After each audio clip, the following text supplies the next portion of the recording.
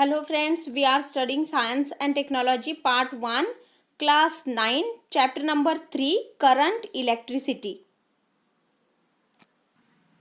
Students, in today's video, we are going to discuss about the resistors connected in parallel. So, let us see what is meant by resistors connected in parallel. Resistors are said to be connected in parallel when their ends are connected at both sides as shown in figure 3.9. The figure shows three resistors R1, R2 and R3 connected in parallel between points C and D. Students, इथे resistors R1, R2 आणि R3 हे three resistors parallel मध्ये connect आहेत. म्हणजेच हे तिन्ही resistors कुणाला connected आहेत तर टू एंड पॉइंट्सला. इथे टू एंड्स म्हणजे कोण आहेत तर and C and D. Okay, so all the three resistors are parallel to each other. Now V is the potential difference here. In the figure you can see here V that is shown, and which is the potential difference between point C and point D. Now let I1, I2 and I3 be the currents flowing through R1, R2 and R3 respectively. म्हणजे इथे R1, R2 आणि R3 या three resistors मधून current separately flow होत आहे. I1 current flowing through R1, I2 flowing through R2 and I3 flowing through R3. Okay, then the total current flowing through the circuit is I is equal to I1 plus I2 plus I3. We consider it as equation number 1. म्हणजे total जो current आहे I capital I is equal to sum of the three currents, that is I1 plus I2 plus I3. Okay, तर या इक्वेशनला आपण equation number first consider करूया. Now let R P that is P for parallel. इथे आपण P कशासाठी लिहिलेलं आहे तर पॅरलल म्हणजे रेजिस्टन्स इन पॅरलल असं थोडक्यात. So R P be the effective resistance between C and D according to Ohm's law. Students, आपण ओहम्स लॉ शिकलेलो आहोत. तर ओहम्स लॉ काय आहे? V is equal to I R असा ओहम्स लॉ आहे. मग याच फॉर्म्युलावरून आपण याला असं लिहू शकतो, म्हणजे आरच्या ठिकाणी आर पी असं लिहिणार आपण, आणि मग हा फॉर्म्युला आपण असाही लिहू शकतो. म्हणजे तो I is equal to V upon R P. मग similarly I1 is equal to V upon R1, I2 is equal to V upon R2, I3 is equal to V upon R3. Okay, now substituting these in equation 1. म्हणजे या सर्व I1, I2 आणि I3 या सर्व values आपण equation number 1 मध्ये substitute करूयात, म्हणजेच पुटअप करूयात. मग आयच्या प्लेसवरती आपण काय लिहिणार तर V upon R1. Okay, then in place of I1 we can write V upon R1 plus in place of I2 we can write V upon R2 plus similarly V upon R3. Okay, म्हणजे इथे आपल्याला कसा formula इथे मिळालेला आहे तर V upon RP is equal to V upon R1 plus V upon R2 plus V upon R3. मग आता स्टुडंट्स आपण इथे काय करूया तर राईट हँड साईड आहे असंच, सॉरी लेफ्ट हँड साईड आहे असंच as it is, and equal to आपण इथे व्ही कॉमन घेऊया राईट हँड साईडमध्ये. आणि मग व्ही जर कॉमन घेतलं तर व्ही अपॉन R1 मध्ये काय राहील तर 1 upon R1. Okay, similarly plus 1 upon R2 and plus similarly 1 upon R3. म्हणजे हे इक्वेशन असं होईल आणि इथे V gets cancel with V. Okay, आणि व्ही कॅन्सल झाल्यानंतर मग फायनली इक्वेशन जे मिळेल ते काय मिळेल तर 1 upon R P is equal to 1 upon R1 plus 1 upon R2 plus 1 upon R3. Okay, now if n resistors are connected in parallel, म्हणजे हा जो फॉर्म्युला आहे तो फक्त 3 रेजिस्टर्स पॅरलल कनेक्टेड असतील तर आपण हा इक्विव्हॅलंट रेजिस्टन्स अशा पद्धतीने फाइंड आउट करू या फॉर्म्युलाचा यूज करून. But now if n resistors म्हणजे असे number of resistors are connected in parallel, म्हणजे एकाच वेळी अनेक रेजिस्टर्स म्हणजे मेनी रेजिस्टर्स, त्याला आपण एन असं म्हटलेलं आहे. तर एन रेजिस्टर्स पॅरललमध्ये कनेक्ट असतील तर त्याच्यासाठी कोणता फॉर्म्युला आपण यूज करू, तर 1/RP is equal to 1/R1 plus 1/R2 plus 1/R3 plus dot dot dot plus 1/RN. Okay, म्हणजे 3 पेक्षा जास्त रेजिस्टर्स असतील तरी आपण अशा पद्धतीने त्याचा फॉर्म्युला यूज करू शकतो. Okay, now see what is given in the box below. बॉक्समध्ये काय दिलेलं आहे ते आपण रीड करूयात.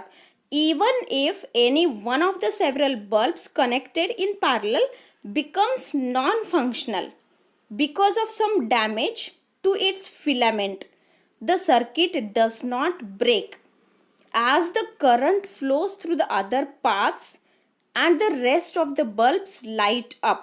म्हणजे स्टुडंट्स जर अनेक सेव्हरल बल्ब्स म्हणजे काय, अनेक बल्ब्स पॅरलल कॉम्बिनेशनमध्ये जर कनेक्ट केलेले असतील, त्यापैकी जर एखादा बल्ब नॉन फंक्शनल झाला, कशामुळे नॉन फंक्शनल झाला, तर त्याच्या फिलामेंटचं जे डॅमेज आहे तर त्यामुळे तो जर नॉन फंक्शनल झाला तर सर्किट ब्रेकडाऊन होतं का, तर नाही होत.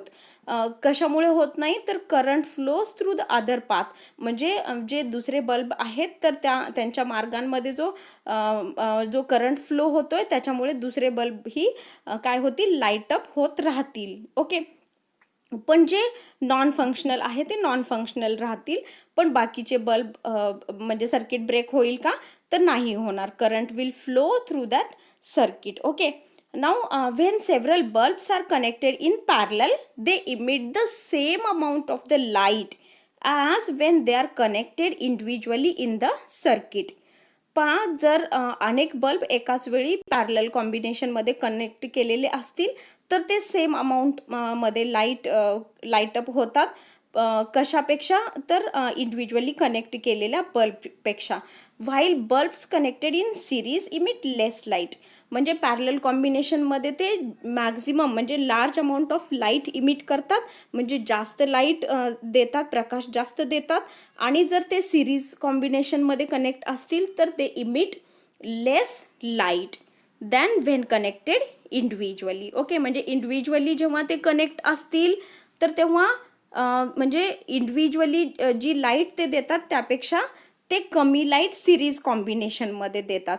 पण या उलट पॅरलल कॉम्बिनेशनमध्ये आहे, तर पॅरलल कॉम्बिनेशनमध्ये असलेला जो एक सिंगल बल्ब म्हणजे इंडिव्हिज्युअल बल्ब आपण घेतला तर त्यापेक्षा जास्त लाईट ही पॅरलल कॉम्बिनेशन म्हणजे अनेक बल्ब जेव्हा पॅरलल कॉम्बिनेशनमध्ये असतात तेव्हा ते जास्त लाईट इमिट करतात.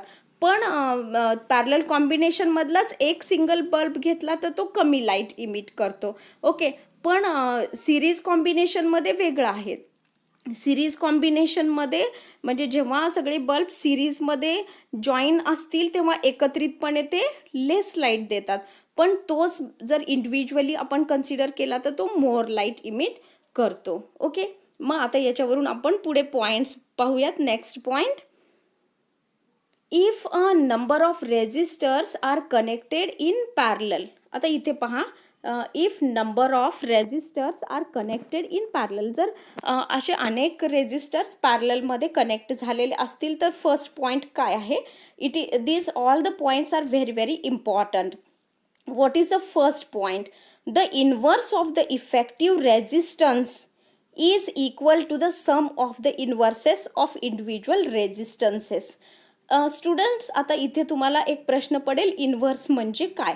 तर आता मला सांगा, इथे RP हा काय आहे, रेजिस्टन्स इन पॅरलल असं आपण याला म्हणूया, इफेक्टिव्ह रेजिस्टन्स इन पॅरलल. आता याचं इन्व्हर्स म्हणजे काय झालं, तर 1/RP.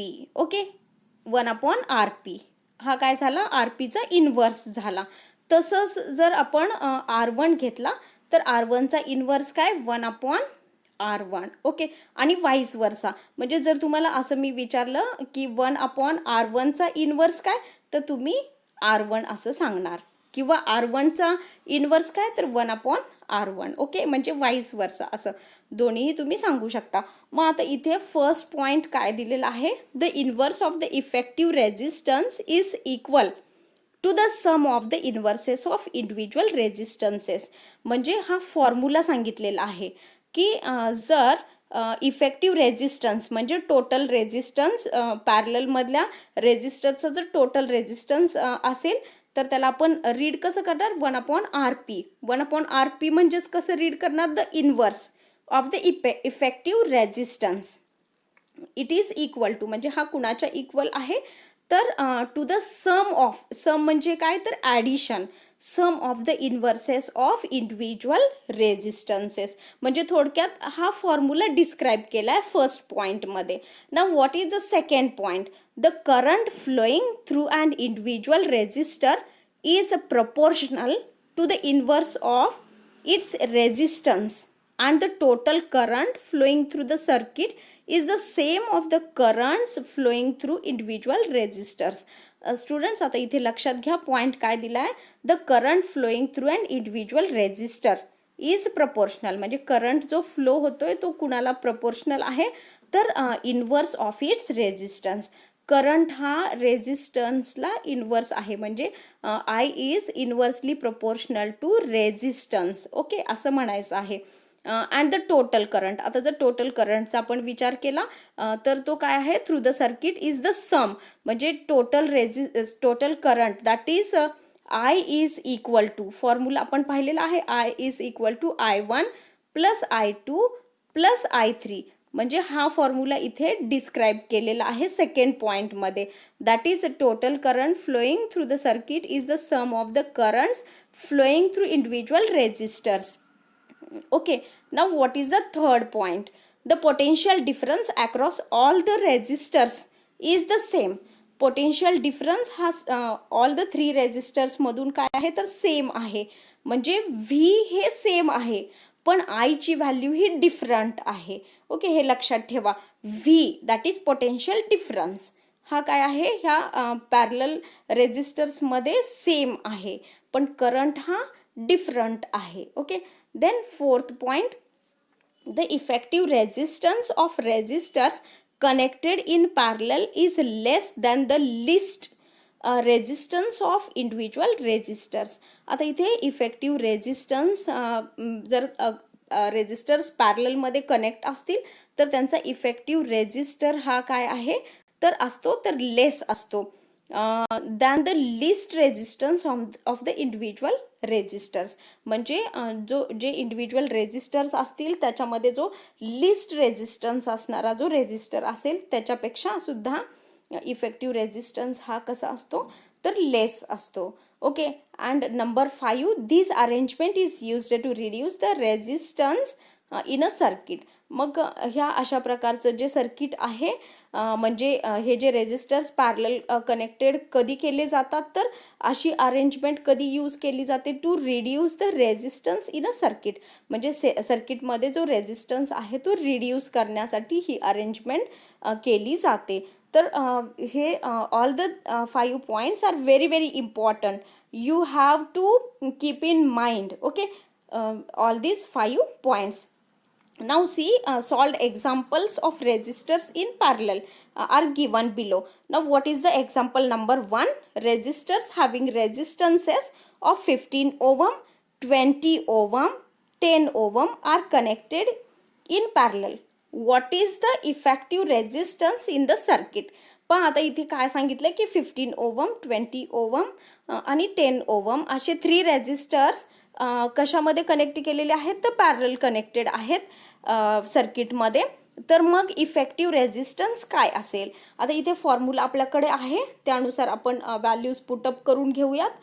1/RP is equal to 1/R1. First resistance किती आहे 15 ohm. Okay, so 15 plus 1/20 plus 1/10 इथे व्हॅल्यूज पुटअप करून आपण काय केलं तर डिनॉमिनेटर सेम नाही इथे आपण पाहू शकता 15, 20 and 10 all the 3 denominators are not same. So first make the denominator same.